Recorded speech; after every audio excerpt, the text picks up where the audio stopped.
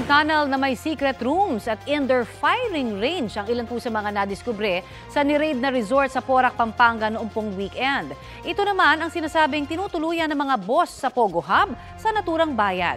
Balitang hatid ni Salima Refran. Aakalain mong nasa ibang bansa ka pag pumasok sa exclusive resort na ito sa Porac, Pampanga. White House o mansyon ang tawag rito ng mga residente. Ang 2 hektaryang property, may 3 mansyon, swimming pool at man-made lagoon na may pavilion pa sa gitna.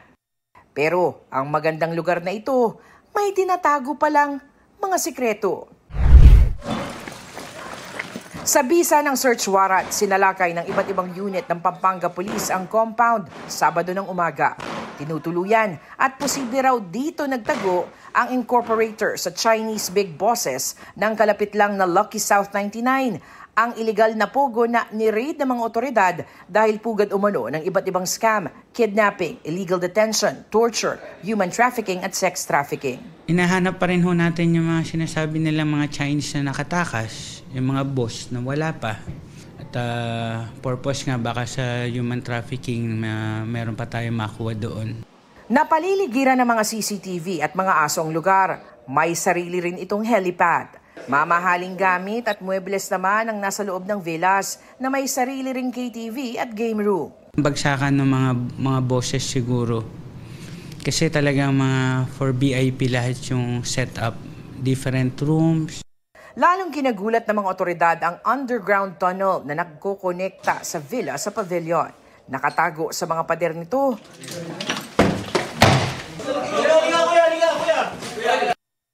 ang mga lihim na kwarto. Parang ganito rin yung nakita natin na tunnel dun sa ilalim ng mga villa sa Pogo, dun sa Bambantarlac. Ang pagkakaiba lang nito, meron itong mga secret room. Itong kwartong to, bago ka makapasok, kailangan itutulak mo pa tong cabinet. At dito sa loob, medyo kompleto na yung gamit, kulang na lang kama. May cabinet, may aircon, at kung gugustuhin mo, pwede ka ritong magtago. Ang tila maliit na garahe naman, daanan na pala papunta sa isang indoor firing range. Wala itong permit ayon sa Philippine National Police. Ang mga slugs at casings sa nasa lugar, kinokolekta ng Presidential Anti-Organized Crime Commission o PAOC at SOCO para isailalim sa ballistics exam. Meron naman tayo kasi mga cold cases na iniimbestigahan sa ngayon. At dun sa mga body ng mga namatay, nakakuha tayo ng mga slugs, and then we will compare these slugs, yung mga nakuha natin dito, kung yung baril na ginamit dito ay yun din ang baril na ginamit dun sa mga namatay. 2 Pinoy incorporators at 6 na caretakers ang nasa kustudiya na ng mga otoridad para sa investigasyon. Hindi naman inabutan sa lugar ang subject ng search warrant na si Catherine Cassandra Leong na authorized representative ng Lucky South 99 sa PAGCOR. Based po sa investigation po namin na dito po siya nag-stay.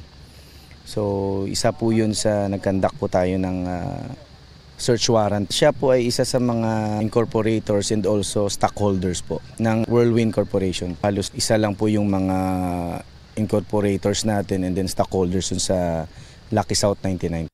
Kasama si Ong sa Immigration Lookout Bulletin Order na inilabas ng Department of Justice na kinabibilangan ni suspended Bamban Mayor Alice Guo at kanyang kapatid dahil sa posibleng pagkakasangkot sa human trafficking activities. Nagkasundo naman ang mga alkalde sa probinsya na ipagbawal na ang mga pogo sa Pampanga.